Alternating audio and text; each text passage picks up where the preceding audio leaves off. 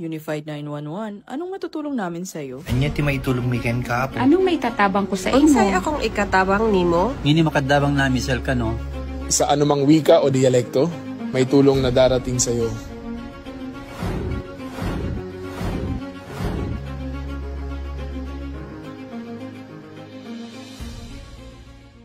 Lilingkod sa bawat Pilipino at magbibigay ng tamang impormasyon para sa tahimik at maayos na Pilipinas. Police News Network, alagad ng batas, tagapagtaguyod ng balitang pulis, sandigan ng mamamayan, patnubay ng katotohanan. La Campo Crame, maghahatid ng pinakahuling kaganapan at nagbabagang balita. Ito ang PNN Police News Network. At ngayon, ang inyong mga tagapagbalita. Magandang araw, bagong Pilipinas. Ako po ang inyong alagad ng batas, tagataguyod ng Balitang Pulis, Patrolman Adrian Dayao. Maghahatid ng tamang balita, kwento ng pulis at serbisyo para sa mamamayan, at ito ang PNP News Online, ang pangunahing balita ng Police News Network, alagad ng batas, tagataguyod ng Balitang Pulis.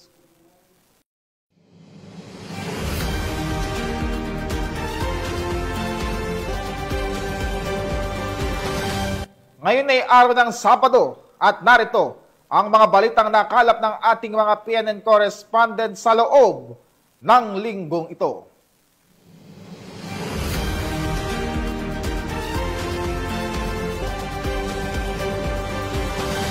Para sa ating unang balita, walang kawala ang isang wanted person na may kasong rape sa isinagawang operasyon sa Zamboanga City. Patrolwoman Joyce Abiog sa report. Arestado ang isang top 10 most wanted person sa isinagawang law enforcement operation ng mga tao ng Zamboanga City Police Station 4 kasama ang Del Gallego MPS, Camarines Sur PPO, First SOU PNP Maritime Group at CIDMU SIU sa Barangay Talabaan, Zamboanga City. Kinilala ng mga otoridad ang suspect na 19 na taong gulang at residente ng nasabing lugar.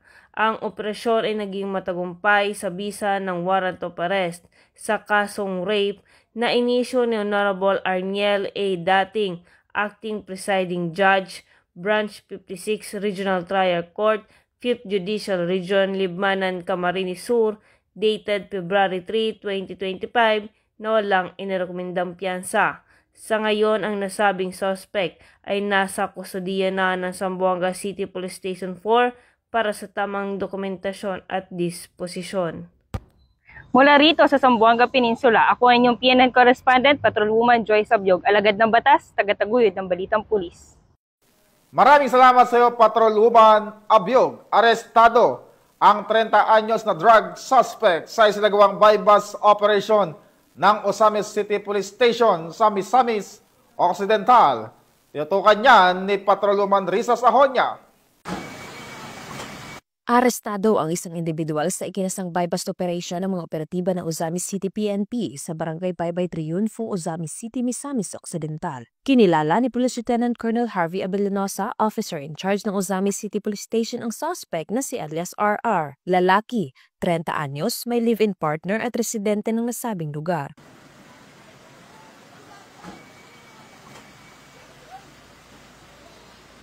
Sa ikinasang drug bypass operation bandang alas 8 ng gabi ng mga operatiba ng Ozamis City Police Station ay nasamsam ang 7 pakete ng hinihinalang shabu, arisang 500 peso bill na ginamit bilang bypass money at iba pang mga non-drug items. Naharap ang suspect sa kasong paglabag sa RA 9165 o Comprehensive Dangerous Drugs Act of 2002. Mula dito sa Northern Mindanao, ako ang inyong Police News Network correspondent, Patrolwoman Lisa Sahonia, alagad ng batas, tagataguyod ng Balitang Pulis. Maraming salamat sa iyo, Patrolwoman Sahonia.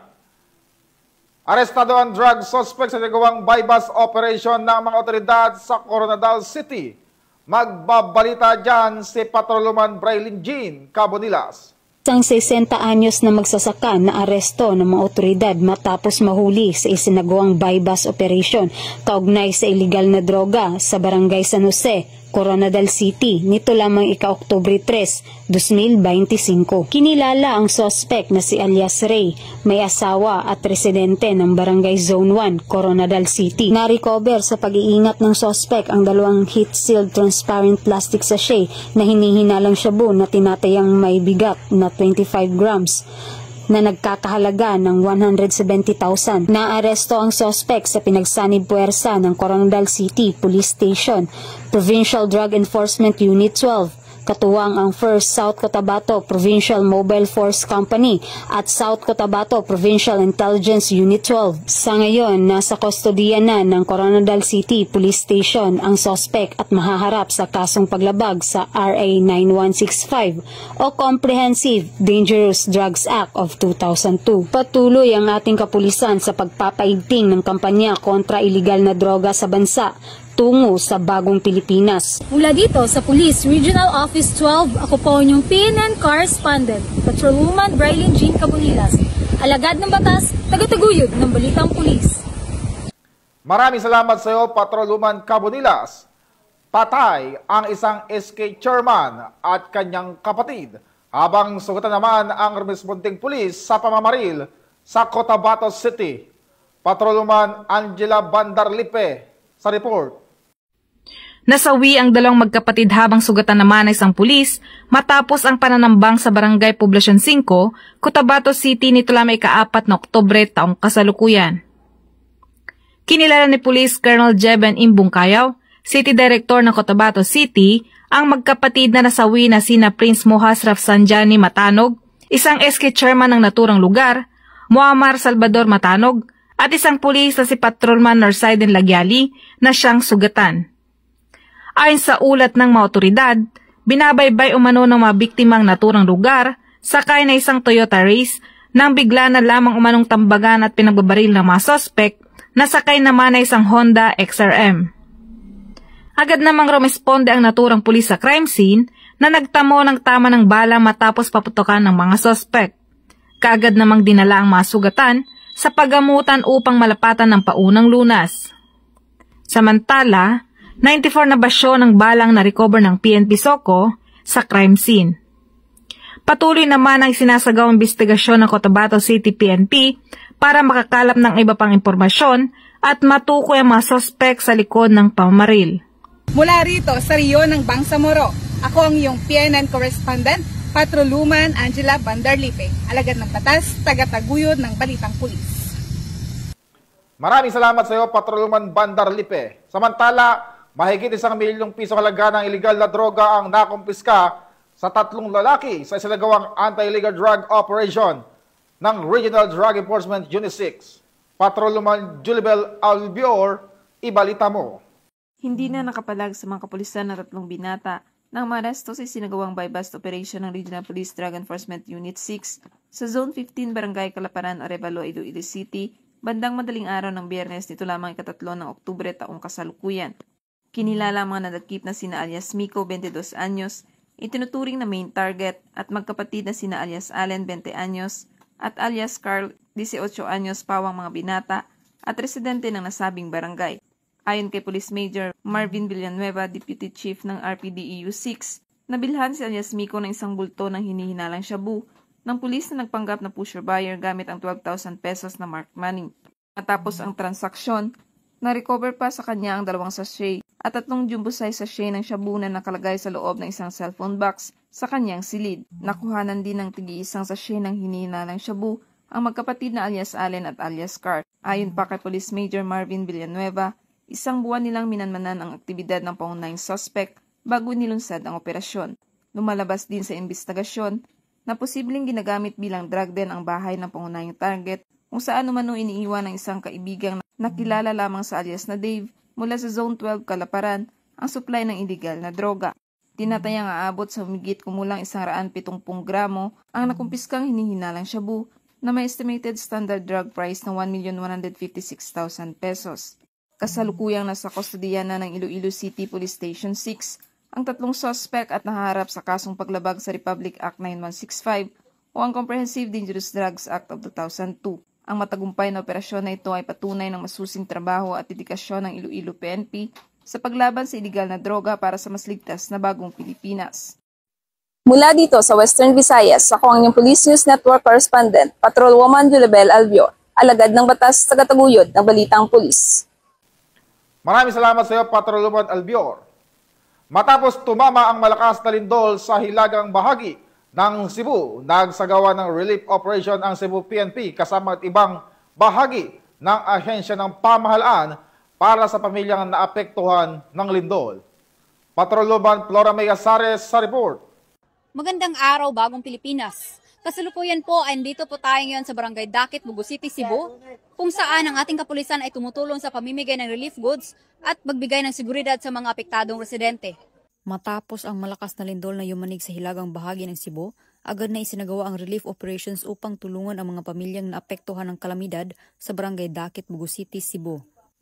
Pinangunahan ng lokal na pamahalaan katuwang ang Cebu Police Provincial Office, Bugo CPS, DSWD, barangay councils at iba pang volunteers ang mabilis na pamamahagi ng pagkain, inumin, gamot at iba pang pangunahing pangangailangan sa mga residente na pansamantalang nakatira sa labas ng kanilang bahay.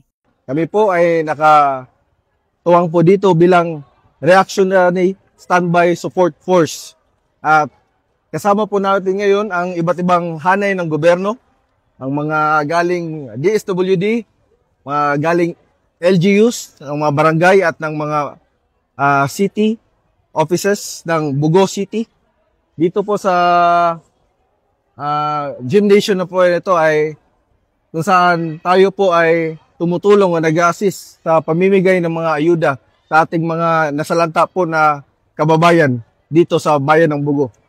So kami din po ay nagpapasalamat sa lahat ng units na tumulong upang maging mapayapa at matagumpay ang ginawang pagtulong natin sa mga kababayan nating nasalanta. Ayon sa mga otoridad, prioridad ang kaligtasan at kapakanan ng mga pamilyang nawalan ng tahanan at kabuhayan. Tiniyak din ng mga otoridad na mahigpit na ipinatutupad ang seguridad upang maiwasan ang anumang insidente ng pananamantala, gaya ng looting sa mga apektadong lugar. Pasalamat ako sa mga kapulisan nga ning tabang sila pag nang atiman sa mga naigo sa linog diri sa Bugo City nga kanang daghan kayong mga mga tao nga nangamatay tungod sa linog. Nagpasalamat ko sa mga kapulisan, sa mga LGU, sa mga kanang kadagkuan diri sa Bugo og nagkalain-lain nga sila wa sila magpasagad kanamo sa pagtabang. Og daghang salamat kaninyong tanan. Ang pagkakaisa ng mga ahensya ng gobyerno at komunidad ay nagsisilbing liwanag para sa Cebuanong biktima ng lindol na ngayon umaasang makabangon mula sa trahedya. Mula dito sa Bugo City, Cebu, ako ang inyong Police News Network Correspondent, Patrolwoman Flora May Azares, alagad ng batas, tagataguyod ng Balitang Pulis. Maraming salamat sa iyo, Patrolwoman Azares. Mahigit 2 milyong pisong halaga ng hinihinalang shabu ang nasamsam sa 3 high-value individual sa bypass operation ng mga otoridad sa Cainta, Rizal. Ang balita ay hatid ni Patrolwoman Jessie Chris Obrero. 3 high-value individuals ang naaresto sa isang matagumpay na buy-bust operation ng Cainta Municipal Police Station sa Barangay San Isidro, Cainta, Rizal. Nakumpiska sa operasyon ang tinatayang 320 gramo ng hinihinalang shabu na nagkakahalaga ng humigit kumulang 2.1 million pesos. Kinilala ang mga sospek na sina alias Calef, 46 taong gulang operation manager ng isang security agency at residente ng Los Baños, Laguna. Alias Jam, 45 taong gulang, walang trabaho, taga Quezon City. At alias Nasser, 53 taong gulang, isang security guard mula sa Pandi, Bulacan. Ayon sa pulisya, kabilang sa mga nasamsam na ebidensya ang 7 pakete ng hinihinalang shabu, isang slim bag, mark at budol money, karagdagang 1,000 pesos drug money at isang sasakyan. Ang operasyon ay naisagawa sa pakikipagtulungan sa PDEA. Ang mga sospek ay isinasailalim sa drug test at kasalukuyang nasa kustodiya ng Cainta Custodial Facility. Sila ay sasampahan ng kasong paglabag sa Section 5 at 11 ng Republic Act 9165 o Comprehensive Dangerous Drug Act of 2002. Patuloy ang pinaigting ng kampanya ng Rizal PNP laban sa ilegal na droga upang masigurong ligtas at payapa ang nasabing lalawigan. Mula dito sa Calabarzon, ako ang inyong Police News Network Correspondent, Patrolwoman Jessicris S. Obrero, alagad ng batas, tagataguyod ng Balitang Pulis. Maraming salamat sa iyo, Patrolwoman Obrero, sa pinalakas na kampanya laban sa insurhensya ng Philippine National Police.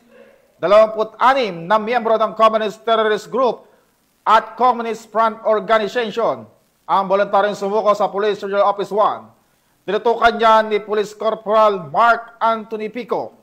Patuloy na nararamdaman ang epekto ng pinaigting na kampanya ng pamahalaan para sa kapayapaan sa Ilocos Region matapos na 26 na kasapi ng Communist Terrorist Group at mga kaugnay na organisasyon ang sumuko sa Police Regional Office 1 nitong buwan ng Setyembre taong kasalukuyan. Sa bilang na ito, 2 ay mga aktibong kasapi ng CTG, 3 ay New People's Army sa mga baryo, 18 ay miyembro ng Communist Front Organizations, 2 ang CFO supporters, at 1 naman ang Underground Mass Organization member. Isinuko rin ng mga dating rebelde ang 4 na piraso ng iba't ibang uri ng baril at 1 pampasabog. Ayon kay Police Brigadier General Dendo R. Reyes, Regional Director ng Police Regional Office 1, patuloy ang kanilang dedikasyon sa pagpapanatili ng kapayapaan sa rehiyon. Ang PRO-1 ay mananatiling matatag sa pangakong pangangalagaan ang estado ng matatag na panloob na kapayapaan at seguridad. Patuloy naming isusulong ang walang humpay na adhikain tungo sa kapayapaan upang matiyak na ang bawat mamamayan ay mamumuhay ng ligtas sa ilalim ng bagong Pilipinas. Pahayag ni Police Brigadier General Reyes. Ang naturang tagumpay ay bunga ng mas pinagtibay na kooperasyon ng mga lokal na pamahalaan, Philippine National Police, Armed Forces of the Philippines, at mga mamamayan na patuloy na nagtutulungan upang tuluyang wakasan ang insurhensiya sa rehiyon, kung saan ang kapulisan ay maaasahan, malalapitan, at mapagkakatiwalaan.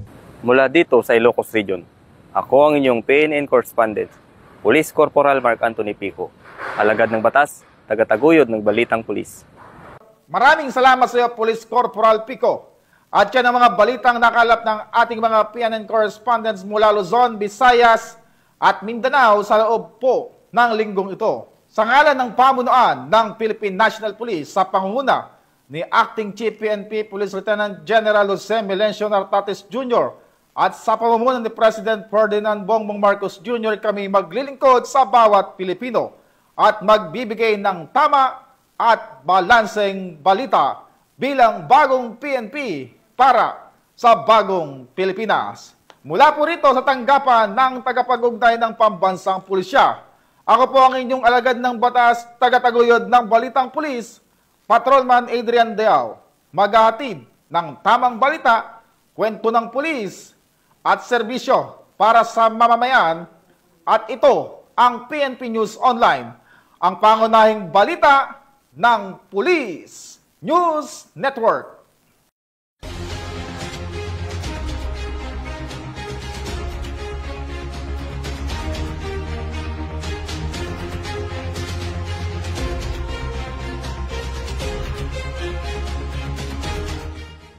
Police News Network, alagad ng batas, tagapagtaguyod ng Balitang Pulis.